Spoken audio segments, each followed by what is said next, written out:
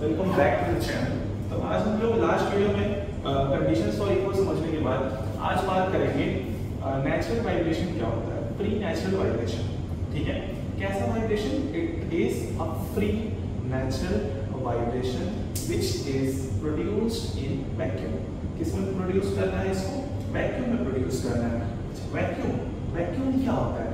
देखो, वैक्यूम एक ऐसा चीज है जहां पे अगर हम लोग किसी ऑब्जेक्ट को, वैक्यूम एक ऐसा मीडियम है जहां पे हम लोग किसी ऑब्जेक्ट को अगर मूव करते, थोड़ा सा वाइब्रेट करते, तो वो कंटिन्यूअसली वाइब्रेट करते रहेगा। नहीं समझ में आया? फॉर एग्जांपल, मानो यहाँ पे वैक्यूम है, कोई भी एक्सटर्नल फोर्स या रेजिस्टिव फोर्स नहीं है, वैक्यूम। तो अगर ये एक पेन है, समझ लो ऑब्जेक्ट कोई, इसको हम हल्का सा वाइब्रेट करते हैं, तो अब ये कंटिन्यूअसली ऐसे ऐसे ऐसे ऐसे ऐसे ऐसे होते रहेगा जब तक कि इसको कोई नहीं रोकता। और इसको कोई नहीं रोकेगा जस्ट बिकॉज क्योंकि वैक्यूम में हम लोग कर रहे हैं ये चीज। तो उसी को समझेंगे आज कैसे होता है free natural vibration.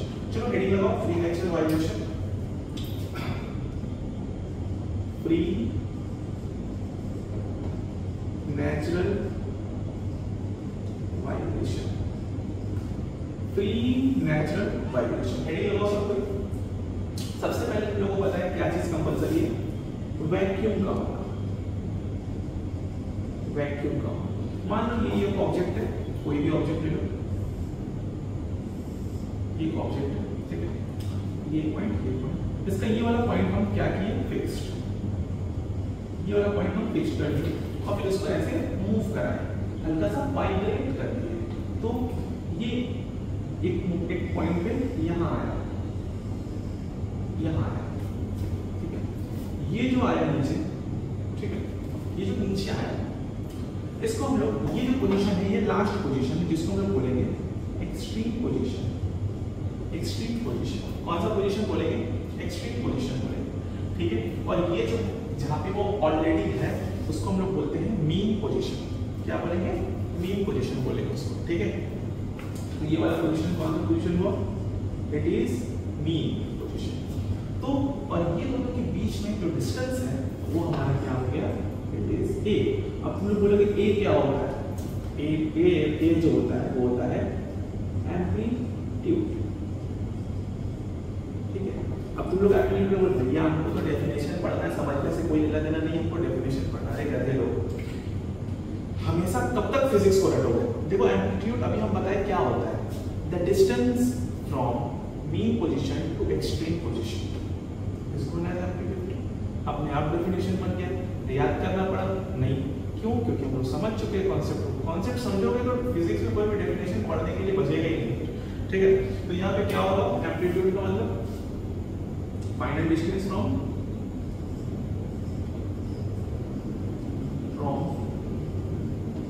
final distance from mean to extreme position, ठीक है। चलो, तो फिलहाल एम्पलीट्यूड आ गया बीच में एक पॉइंट, इसको अच्छे से तुम लोग पढ़ लेना। ये एम्पलीट्यूड का पार्ट है, ठीक है, समझ में आया? ये जो डिस्टेंस होता है ये एम्पलीट्यूड बोलते हैं इसको। अच्छा, अगर हम लोग पेंडुलम में भी बात कर रहे थे, तो ये पेंडुलम होता था, ठीक है। ये हम लोग यहाँ पे बॉल को ये करते थे और इसको हम लोग मूव करा देते, तो ये ऐसे यहाँ पे आता था, एक पॉइंट पे यहाँ पे आता था। तो ये जो बीच पे जो डिस्टेंस है, ये डिस्टेंस जो है, ये बीच का डिस्टेंस है, ये एम्पलीट्यूड है। एम्पलीट्यूड क्यों? क्योंकि ये मीन पोजीशन था, ये उसका एक्सट्रीम पोजीशन, ये दोनों के बीच का डिस्टेंस क्या हो गया? एम्पलीट्यूड। सेम चीज हम यहाँ पे भी तुम लोग को बता रहे हैं, ठीक है। अच्छा, यहाँ पे एक चीज, अब पहला पॉइंट ये था कि वैक्यूम में था, हम हल्का सा वाइब्रेशन प्रोड्यूस किए। हम जब वाइब्रेशन प्रोड्यूस किए, अब उसके बाद यहाँ पे कोई फोर्स भी प्रेजेंट नहीं है जिसके वजह से कंटिन्यूअसली वाइब्रेशन होते रहेगा, ठीक है। तो हम लोग यहाँ पे लिखेंगे no resistive force, no resistive force और नो एक्सटर्नल फोर्स।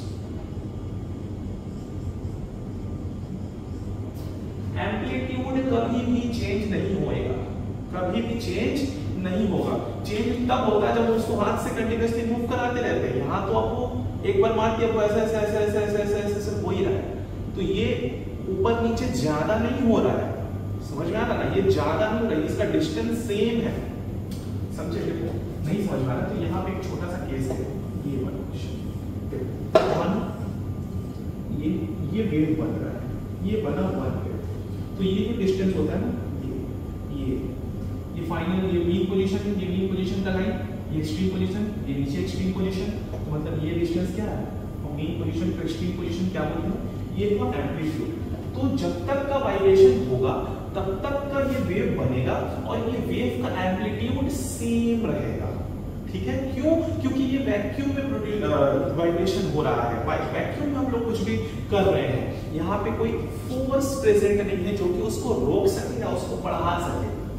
मानो ये मिला दी, अभी ऐसे से चल रहा है कंटिन्यूअसली, अब अगर हम अपने हाथ से इसको कंटिन्यूअसली हिलाते रहेंगे तो ये बढ़ते रहेगा, ये होते रहेगा, ठीक है? या फिर अगर कोई फोर्स उसको रोक रहा है, मानो ऊपर में ये है, कुछ पार्टिकल्स है, तो ये पूरा होने नहीं दिया, तो हल्का हुआ, हल्का होके एक पॉइंट आएगा, रुक जाएगा, लेकिन यहाँ पे कोई फोर्स प्रेजेंट नहीं है, ठीक है? इसीलिए क्या हम लोग लिखेंगे, नो रेजिस्टिव फोर्स और no external force. Is it clear to everyone? ठीक है, चलो तीसरा पॉइंट हम लोग क्या लेंगे, वाइब्रेशंस जो है वो कंटिन्यूअसली होते रहेगा टिल इनफाइनाइट टाइम्स, जो अभी हम बोले उसको लिख लो, नाउ आएगा vibrations will continue, vibrations will continue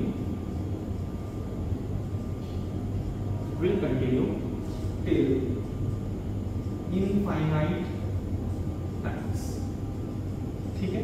आराम से लिखो इसको, vibrations will continue till infinite times। और एक पॉइंट और क्या होता है, एम्पलीट्यूड जो होगा वो सेम रहेगा, एम्पलीट्यूड will remain same, ये डिस्टेंस कभी भी नहीं बदलेगा, जितना भी वाइब्रेशंस हो ये सेम रहेगा बाबा। तो चलो यहाँ पे बड़े से डायग्राम में छोटा बड़ा बनना है, लेकिन होगा सेम, ये सेम ही रहेगा, ये जितना डिस्टेंस है ये भी सेम रहेगा हमेशा, ठीक है? चलो अच्छा, फिर अब तुम लोग बोलोगे भैया हमको एम्पलीट्यूड तो पढ़ा दिए, फ्रीक्वेंसी पढ़ाइए, फ्रीक्वेंसी क्या होता है? अरे बच्चे से पढ़ते पढ़ते आ रहा हो, number of waves in 1 second, number of waves produced in 1 second, मतलब एक कंप्लीट वेव क्या होता है, ये कंप्लीट वेव हुआ, इसको बनने में अगर 1 सेकंड में कितना वेव बन रहा है वही फ्रीक्वेंसी है। What is frequency? फ्रीक्वेंसी का डेफिनेशन कहाँ लिखे यहाँ लिखते हैं, फ्रीक्वेंसी का डेफिनेशन क्या होता है, नंबर ऑफ वेव्स या फिर नंबर ऑफ ऑसिलेशंस, कुछ भी, number of waves produced in 1 second, 1 second में जितना वेव्स प्रोड्यूस होता है। अब मानो अब यहाँ पे एक चीज और, यहाँ पे फ्रीक्वेंसी भी सेम रहेगा, ठीक है? Frequency will always be same, frequency सिर्फ इस वाले केस में, वैक्यूम वाले केस में नेचुरल फ्रीक्वेंसी भी बोलते हैं इसको, इस वाले केस में हम लोग फ्रीक्वेंसी को क्या बोलेंगे, नेचुरल फ्रीक्वेंसी, याद रखना है चीज, ये भी फिक्स्ड रहता है, ये भी चेंज नहीं करता इस वाले केस में, just because it is vacuum और यहाँ पे कोई भी एक्सटर्नल फोर्स नहीं लग रहा है, इसी वजह से, ठीक है? एक ग्राफ हम लोग का बहुत इंपॉर्टेंट है, वो ग्राफ आता है डिस्प्लेसमेंट और टाइम ग्राफ, देख लो क्या आएगा, या फिर यही वाला ग्राफ डिस्प्लेसमेंट टाइम हम लोग बना सकते हैं, इसे समझ जाना, डिस्प्लेसमेंट टाइम का, या फिर अलग से दिखा देते हैं, अलग अलग इसको निकालते हैं, इसको रब कर देते हैं, देख लो आप लोग यहाँ पे ये वाला ग्राफ को रब कर देते हैं, यहाँ बता दो कुछ बता सकते,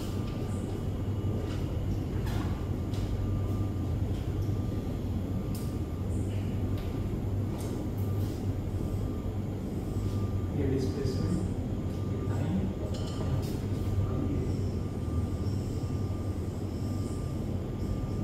कंटिन्यूअसली ये मूव करते रहेगा, ठीक है?